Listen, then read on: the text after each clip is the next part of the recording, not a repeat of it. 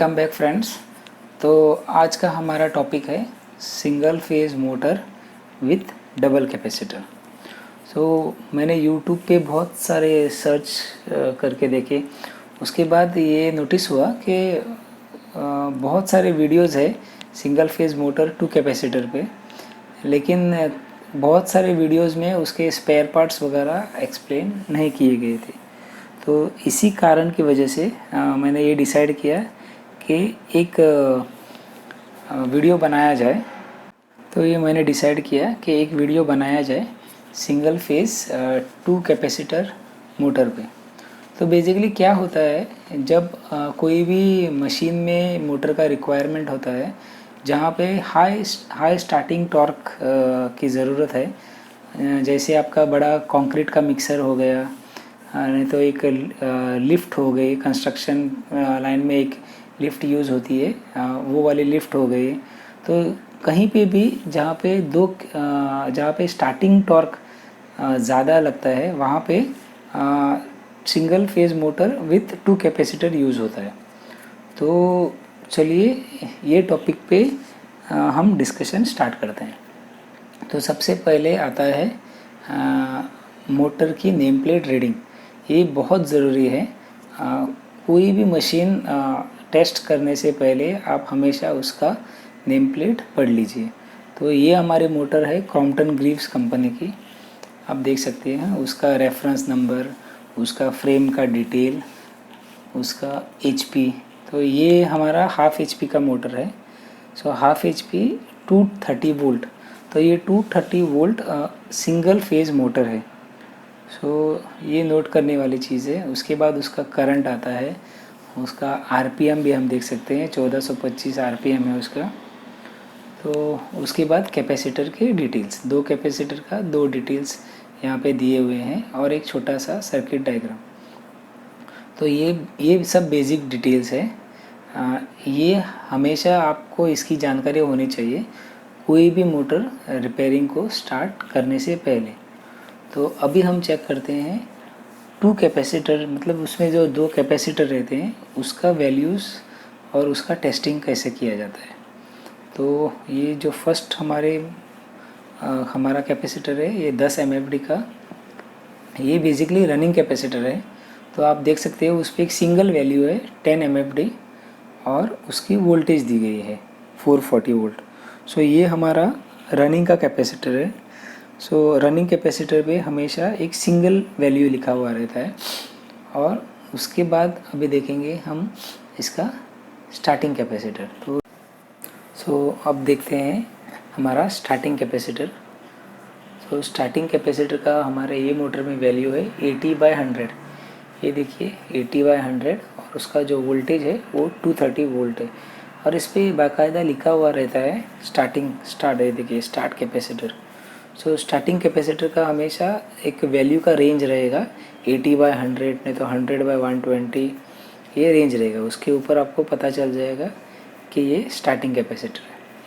अब देखते हैं कैपेसिटर्स का टेस्टिंग कैसे होता है। तो ये देखिए मैंने कैपेसिटर को मीटर से जोड़ दिया है, मेरा मल्टीमीटर से। यहाँ पे मैंने एग्जांपल के लिए 25 mfd का कैपेसिटर लिया है जो रनिंग कैपेसिटर है हमारा, और उसको मीटर से जोड़ दिया है। तो आप जो भी मीटर यूज़ करोगे उसमें कैपेसिटर टेस्टिंग की फैसिलिटी होनी चाहिए। आप ये देखिए कैपेसिटर का सिंबल आपका मीटर में होना चाहिए। ये 25 का हमारा रनिंग कैपेसिटर है और इसका वैल्यू अभी मल्टीमीटर पे 24 दिखा रहा है। ये देखिए 24.95। इसका मतलब ये कैपेसिटर सही से काम कर रहा है। अगर ये वैल्यू बहुत ज़्यादा ऊपर नीचे हो जाती है, अगर समझिए 25 का है और उसकी जगह पे ये आपको 20 दिखा रहा है, 15 दिखा रहा है, मतलब ये कैपेसिटर फॉल्टी है। और एक बार आप देख सकते हो 25 का कैपेसिटर है रनिंग का, 440 उसका ऑपरेटिंग वोल्टेज है। 25 माइक्रोफैरड 440 वोल्ट, और हम उसे मीटर से चेक करके उसका वैल्यू चेक कर रहे हैं। लगभग हमें 24 के आसपास उसका वैल्यू आ रहा है। जो जो हमारे हिसाब से सही है। तो ये कैपेसिटर हेल्दी है। तो इसके बाद अभी हम चेक करेंगे रनिंग स्टार्ट कैपेसिटर। तो ये देखिए हमारा स्टार्टिंग कैपेसिटर। सो इसका वैल्यू है, ये भी हमने कैपेसिटर एक एग्जांपल के तौर पे लिया है। ये 120 माइक्रोफैरेड 230 वोल्ट है। तो बेसिकली स्टार्टिंग कैपेसिटर का जो फंक्शन रहता है वो सिर्फ कुछ ही सेकंड्स के लिए रहता है। मतलब सिर्फ कुछ सेकंड के लिए ऑन हो जाएगा, पूरा डिस्चार्ज हो जाएगा और सर्किट से कट ऑफ हो जाएगा। तो इसका वैल्यू देखिए 120 माइक्रोफैरेड 230 वोल्ट है। तो अभी इसको भी हम चेक करते हैं स्टार्टिंग कैपेसिटर को। तो ये देखिए हमने इसको मीटर से कनेक्ट कर दिया है। तो इसका वैल्यू हमें मिल रहा है 108.9 माइक्रोफैरेड। हमारा इसका वैल्यू है 100/120 और मीटर में दिखा रहा है 108। तो ये हमेशा ध्यान रखिए कि जो स्टार्टिंग कैपेसिटर रहेगा वो हमेशा एक रेंज में रहेगा, 100, 120 नहीं तो 80, 100। तो वो जो मिनिमम वैल्यू है उससे कम नहीं होना चाहिए, मैक्सिमम वैल्यू है उससे ज़्यादा नहीं होना चाहिए। तो वो हमेशा एक रेंज में होना चाहिए।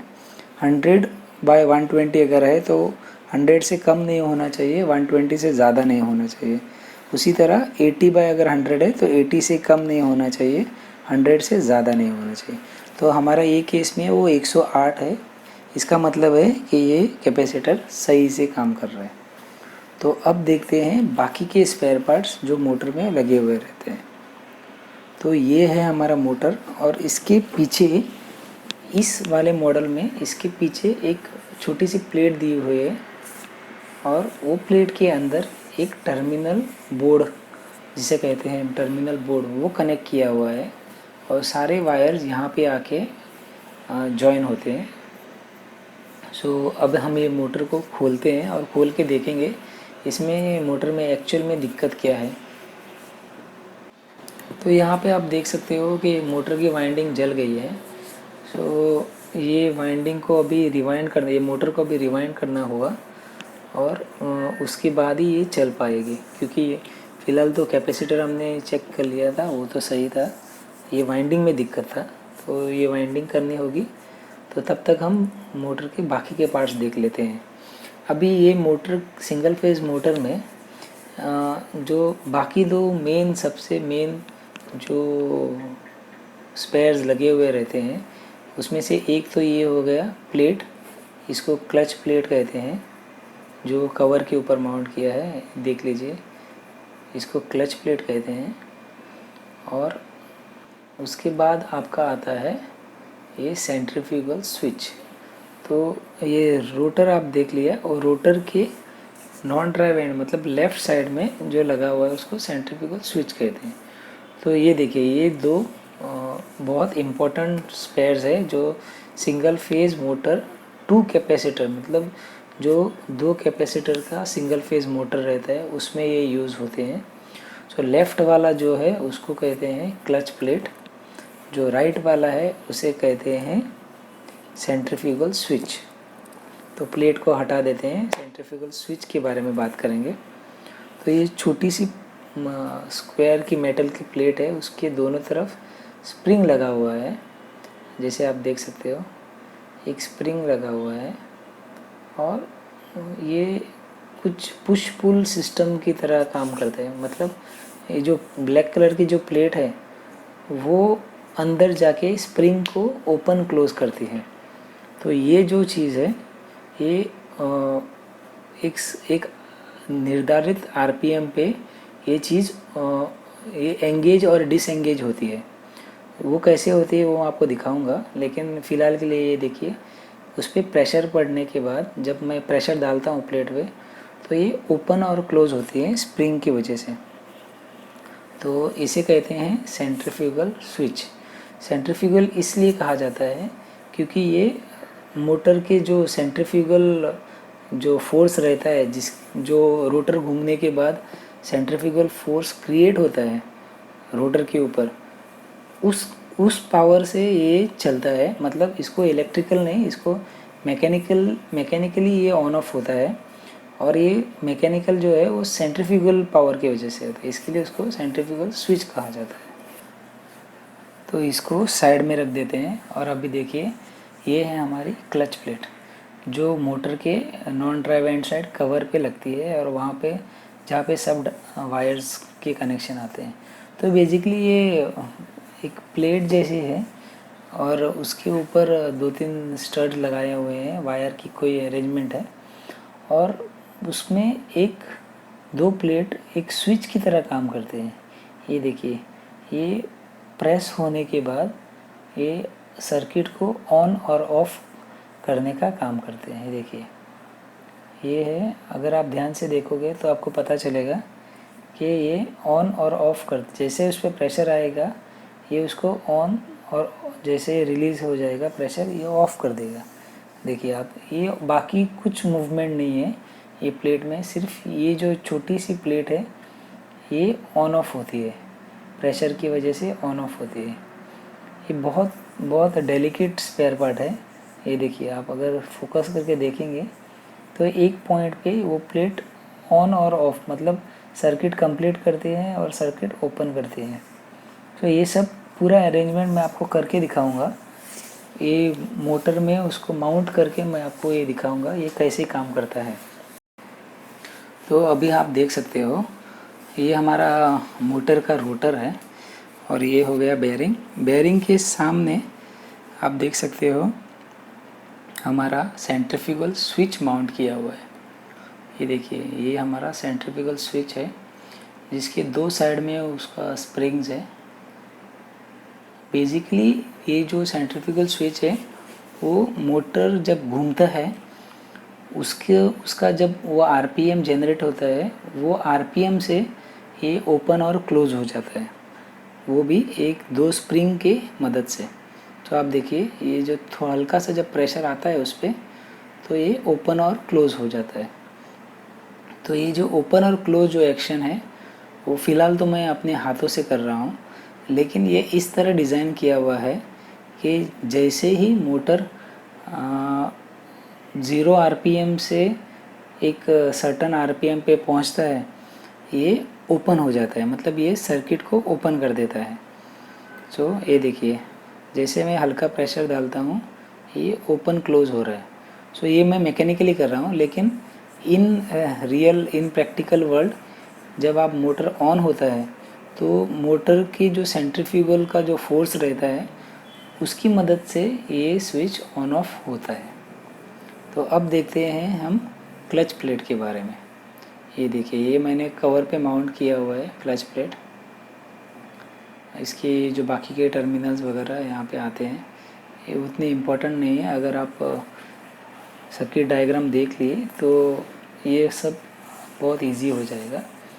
तो अभी देखिए, ये जो प्लेट है, ये प्लेट का जो फंक्शन है अभी आप देख सकते हो। ये देखिए, ये जैसे मैं उसमें प्रेशर डालता हूँ ये भी ऑन ऑफ हो रही है।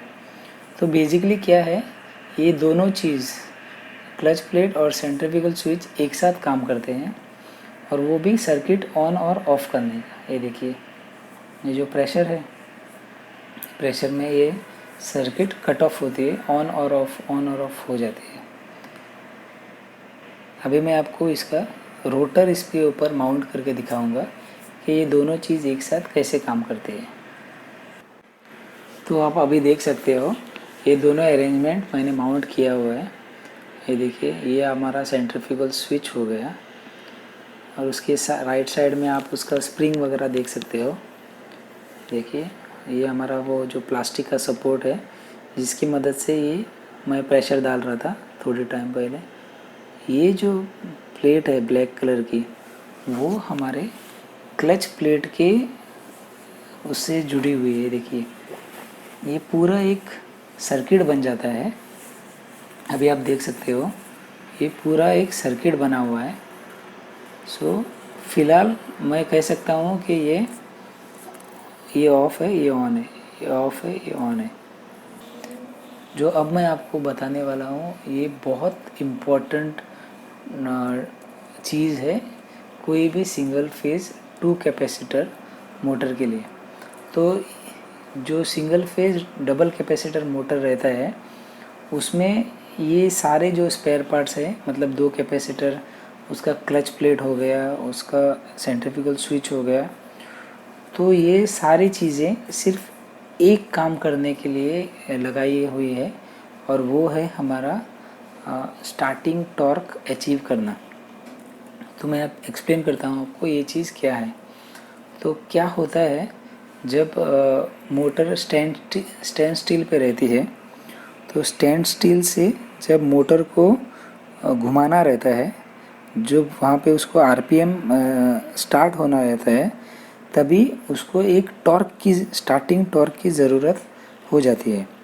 तो ये स्टार्टिंग टॉर्क जो चाहिए वो हमें देता है हमारा स्टार्टिंग कैपेसिटर। तो स्टार्टिंग कैपेसिटर हमारा फुल चार्ज को स्टोर करके रखता है और जैसे ही हम मोटर को ऑन करते हैं, ये जो चार्ज है वो सारा का सारा वाइंडिंग में डिस्चार्ज हो जाता है। सो ये चार्ज के वजह से आपको स्टार्टिंग टॉर्क अचीव हो जाता है। सो जैसे ही स्टार्टिंग टॉर्क अचीव होता है और एक 1/3 आरपीएम पे रोटर पहुंच जाता है, तो क्या हो जाता है, आपका जो सेंट्रीफ्यूगल स्विच है वो डिसएंगेज हो जाता है। जैसे ही वो डिसएंगेज हो जाता है, उसकी इमीडिएटली जो हमारा क्लच प्लेट है वो ओपन हो जाती है। क्लच प्लेट ओपन होने के बाद आपका स्टार्टिंग कैपेसिटर सर्किट से कट ऑफ हो जाता है। तो उसके बाद जो पिक्चर में आता है वो है आपका रनिंग कैपेसिटर।